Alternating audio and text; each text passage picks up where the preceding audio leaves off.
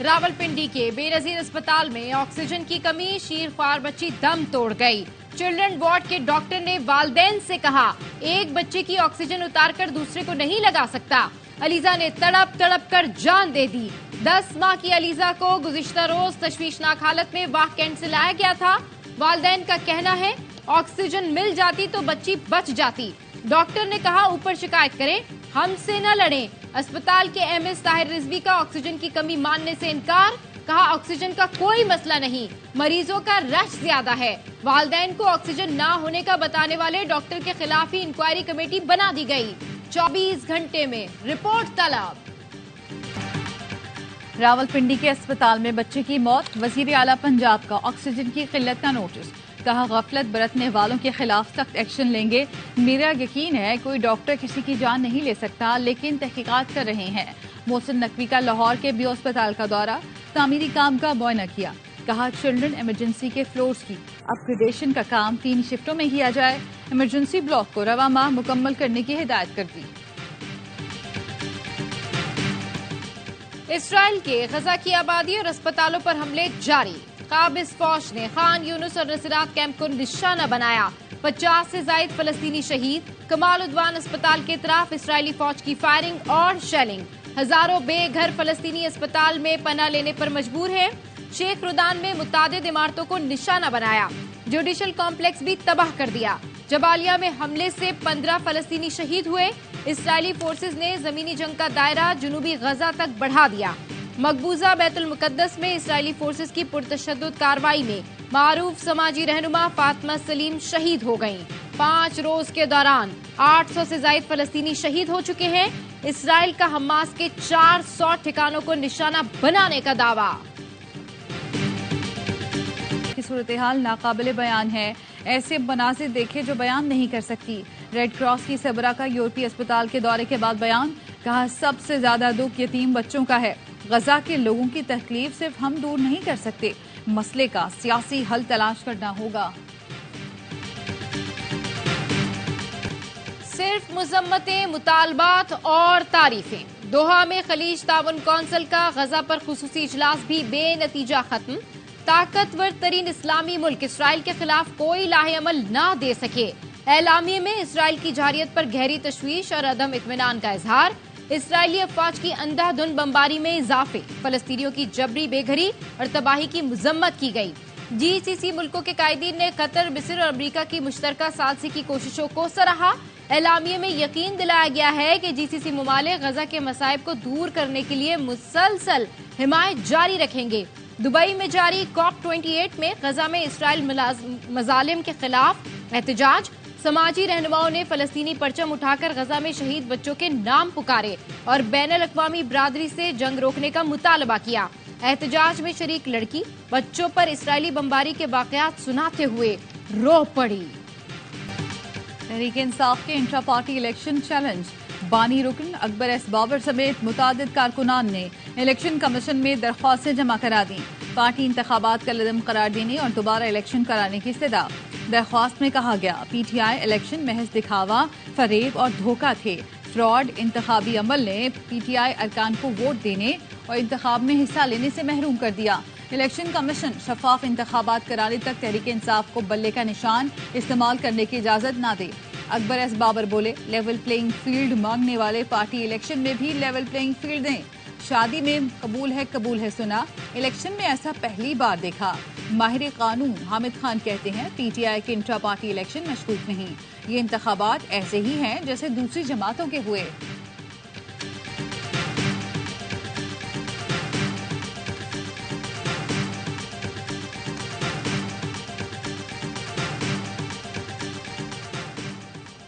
Election commission किराए की दरखास्त गुजारों की हौसला शिकनी करे। 2011 में PTI से निकाले जाने वालों की दरखास्त उलझाने की घिनौनी साजिश है। तर्जुमान PTI कहते हैं, तहफ्फुजात के बावजूद तहरीक इंसाफ कानून के मुताबिक इंट्रा पार्टी इलेक्शन की दस्तावेज जमा करा चुकी है। बल्ले का निशान मजीद इल्तवा में रखने के बजाय PTI को दिया जाए। तहरीक इंसाफ को सियासी अमल से बाहर करने की कोशिशों से कौम वाकिफ है। तमाम सियासी जमातों की इंतखाबी अमल में यकसा शिरकत नागुज़ीर है। इलेक्शन कमीशन के लिए गैर जानिबदार दस्तूर का इस्तेहकाम और शफाफ इंतखाबात कराना लाजिम है। तहरीक इंसाफ या इसकी क़यादत के बगैर शफाफ इंतखाबात मुमकिन है न अवाम कबूल करेंगे। इलेक्शन के लिए तैयार हैं लेकिन इंतखाबात का माहौल चाहिए। मौलाना फजल रहमान का कहना है 2 सूबे बदअमनी की लपेट में हैं। रात में मुसल्लह अफराद आ जाते हैं और दिन में पुलिस आती है। क्या इस बदअमनी की सूरत हाल में इंतखाबी मुहिम चला सकते हैं? मौलाना ने नून लीग से इंतखाबी इत्तेहाद का भी ऐलान कर दिया। कहा इत्तेहाद इंतखाबात और इसके बाद भी बरकरार रखेंगे। इंटर पार्टी इलेक्शन से पता चल गया पीटीआई पार्टी नहीं है। पीटीआई एक गुब्बारा था जिसमें हवा डाली गई थी जो अब निकल चुकी।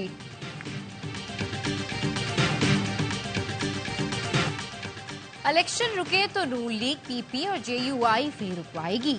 साबिक वजीर मोहम्मद अली दुर्रानी का ऑफ द रिकॉर्ड में इंटरव्यू। कहा तीनों पार्टियों को मतलूबा नताइज का यकीन ना हुआ तो इलेक्शन यकीनन रुकवाएंगे। तन्हा भागकर भी इनकी बेइज्जती ज्यादा हो रही है तो भी इलेक्शन रुकवाएंगे। इलेक्शन नहीं होते तो कोई तीसरी कुव्वत नहीं होगी। कहानी कोई भी बना ले, नून लीग, पीपी, जेयूआई, किंग्स पार्टियां और जिम्मेदार हैं। चार्टर ऑफ डेमोक्रेसी के बजाय चार्टर ऑफ पाकिस्तान पर दस्तखत होने चाहिए। ये वो हुकूमतें हैं जिन्होंने आज तक मुल्क में बल्दियाती इंतखाबात नहीं कराए। इंतखाबात को मुतनाज़िब बनाया गया तो जो हुकूमत बनेगी वो डिलीवर नहीं कर सकेगी। आवाम के वोटों से वजूद में आई हुकूमत ही मसाइल से निकाल सकती है। रहनुमा पीपल्स पार्टी राजा परवेज अशरफ कहते हैं इलेक्शन अमल कमजोर करेंगे तो मसाइल से कैसे निकलेंगे। इलेक्शन कमीशन का काम न्यूट्रल होकर तमाम जमातों को लेवल प्लेइंग फील्ड देना है। तमाम इदारे मुल्की इदारे हैं, किसी जमात के नहीं। तमाम जमातें इलेक्शन को मुतनासिब बनाने से गुरेज करें। आम इंतखाबात के लिए इलेक्शन कमीशन को 17 अरब 40 करोड़ रुपए जारी कर दिए गए। वजारत खजाना के मुताबिक इलेक्शन कमीशन को मजमूई तौर पर 27 अरब 40 करोड़ रुपए दिए जा चुके हैं। जब इलेक्शन कमीशन को फंड्स की जरूरत होगी रकम दी।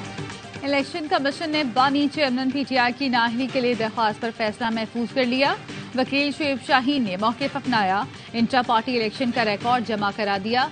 पार्टी का नया चेयरमैन आ गया। कानूनी तौर पर यह मामला खत्म हो गया। केस खत्म होना चाहिए। दरख्वास्त गुजार खालिद महमूद ने कहा इलेक्शन कमीशन ऑर्डर में लिख दे बानी चेयरमैन सजा याफ्ता हैं, ओहदा नहीं रख सकते। चीफ इलेक्शन कमिश्नर का कहना था बानी पीटीआई ने इलेक्शन लड़ा ही नहीं, इस पर हम कुछ नहीं कह सकते। लंदन प्लान का कोई वजूद नहीं, मकरू प्लान बनी गाला में बना था। अवाम ने इस मकरू साजिश को नाकाम बना दिया। पीटीआई ने दिफाई इदारों के दफातर पर हमला करके उनकी हुर्मत को खत्म किया।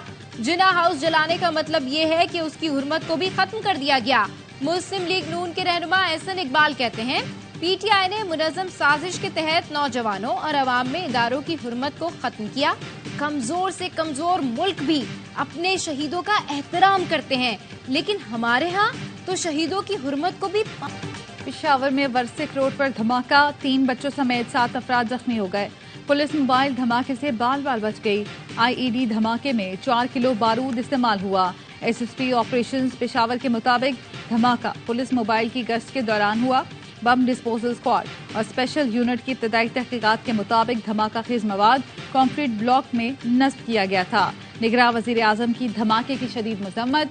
कहा दहशत गर्दों के अमन तबाह करने के नापाक अज़ाइम कामयाब नहीं होने देंगे। लाहौर में सिख यात्रियों से डकैती करने वाले गैर मुल्की गिरफ्तार। एसपी ऑर्गेनाइज्ड क्राइम यूनिट के मुताबिक मुल्जिमान गैर मुल्की एजेंसियों के लिए काम करते हैं। वारदात के बाद गैर मुल्की खुफिया एजेंसी को इत्तला देते थे और फरार हो जाते थे। ऐसे वाकयात हमारे ताल्लुकात खराब करने की कोशिश है।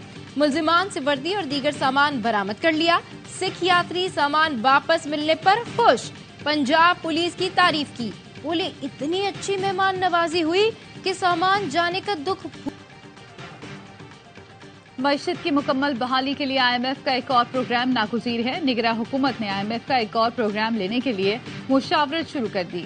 IMF के साथ नए प्रोग्राम के लिए बातचीत रवा माह से शुरू करने का इम्कान। हुकाम वजारत खजाना के मुताबिक निगरान हुकूमत के तयशुदा इक़दामात मुंतखब हुकूमत आगे बढ़ाएगी। नई मुंतखब हुकूमत को इक़्तिदार में आते ही IMF प्रोग्राम साइन करना होगा। बिजली कंपनियों की नाअहली के बायस पावर सेक्टर के सर्कुलर डेट में बड़ा इजाफा। जराये के मुताबिक 16 माह में सर्कुलर डेट 638 रुपए बढ़ गया।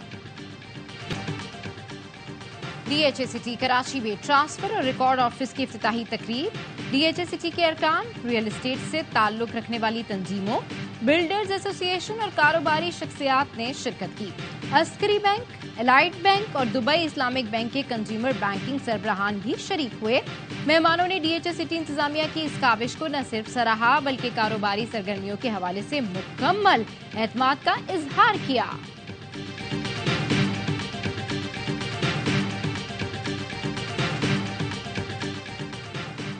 कराची में पुलिस मोबाइल वैन पर हमले का मुकदमा दर्ज। सदर थाने में दर्ज मुकदमे में 150 से ज्यादा अफराद नामजद।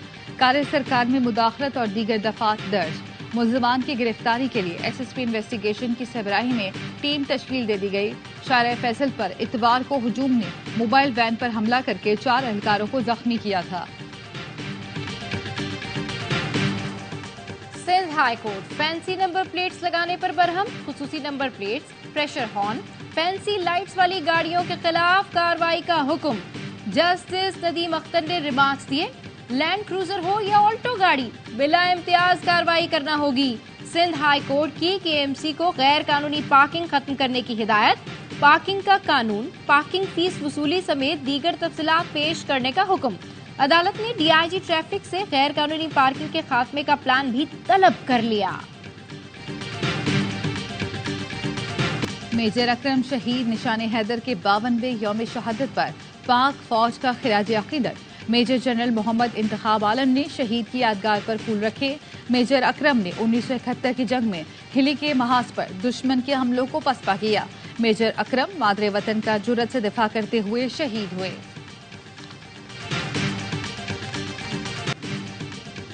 फलस्तीनी बच्चों को मारना इसराइल का मकसद है। जानबूझकर बच्चों को निशाना बनाया जा रहा है। यहूदी समाजी कारकुन ने इसराइल का प्लान बता दिया। कहा, अस्पतालों पर हमले और इंक्यूबेटर्स बंद करने की वजह इसराइल का खौफ है। इसराइली जानते हैं ये बच्चे जिंदा रहे तो दुनिया की तारीख के सबसे बड़े आजादी पसंद होंगे। इनमें से कोई एक बच्चा फलस्तीन को बरतानवी नौजवान गजा में इस्राएली फौज की तरफ से लड़ते हुए मारा गया। क्या बरतानवी फौज भी गजा में लड़ रही है? बरतानवी फौजियों का इसराइल में क्या मकसद है? बरतानिया के अपोजिशन रहनुमा जेरेमी कॉर्बिन के पार्लियामेंट में सवाल।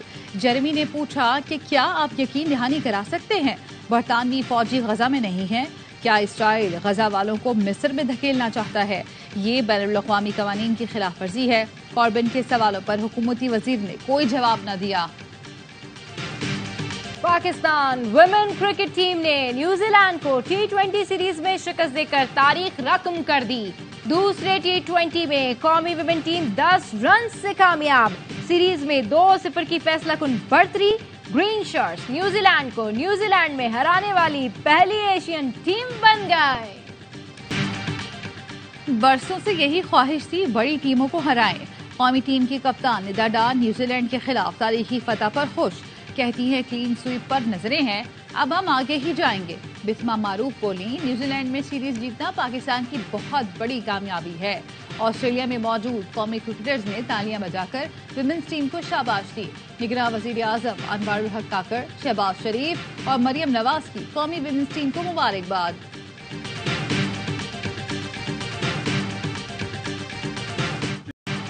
ऑस्ट्रेलिया के खिलाफ मुश्किल इम्तिहान की तैयारी। कप्तान शान मसूद कहते हैं, ऐसी क्रिकेट खेलने आए हैं जो दोनों ममालिक के क्रिकेट फैंस को पुरजोश करे। हमें रन्स बनाने की रफ्तार तेज करनी होगी। पाकिस्तान और PM11 के दरमियान 4 रोजा मैच की ट्रॉफी की रोनुमाई। 4 रोजा मैच कल से शुरू होगा। कैनबरा में ऑस्ट्रेलियाई वज़ीर आज़म की पाकिस्तान क्रिकेट टीम के एजाज में तकरीब। एंथोनी अल्बानीज ने कहा, पाकिस्तान की टीम बेहतरीन है, टेस्ट सीरीज में अच्छा मुकाबला होगा। एक्शन से भरपूर अबुधाबी T10 लीग के मुकाबले जारी। पहले मैच में सैफ आर्मी ने बंगला टाइगर्स को 6 विकेटों से शिकस्त दे दी। दूसरे टाकरे में दक्कन ग्लैडिएटर्स ने नॉर्दर्न वॉरियर्स को 8 विकेटों से आउटक्लास किया। तीसरे मैच में टीम अबुधाबी और न्यूयॉर्क स्ट्राइकर्स आमने सामने। लीग के तमाम मैच ए स्पोर्ट्स पर बराह रास्त दिखाए जा रहे हैं। 30,000 देकर गवर्नर हाउस में फोटोशूट कराएं। खैबर पख्तूनख्वा के गवर्नर हाउस में दुल्हा दुल्हन का फोटोशूट। वीडियो सोशल मीडिया पर वायरल। जराए का कहना है सिर्फ 30,000 रुपए देकर शहरी गवर्नर हाउस के मखसूस हिस्से में फोटोशूट कराते हैं। कोट डीजी किले की 6 तोपें कहाँ है? महकमा सकाफत सिंध ने पता लगा लिया। 2 तोपें खैरपुर पुलिस लाइन, 2 तोपें डीसी हाउस खैरपुर से मिली। एक तोप मरियम चौक और बबरलू पुलिस स्टेशन पर खड़ी है। निगरान वजीर सकाफत जुनेद अली शाह कहते हैं तोपें तालपुर दौर के किला कोट डीजी का हिस्सा थी। तोपों की वापसी के लिए इक़दामात पर आईजी सिंध का शुक्रिया अदा किया।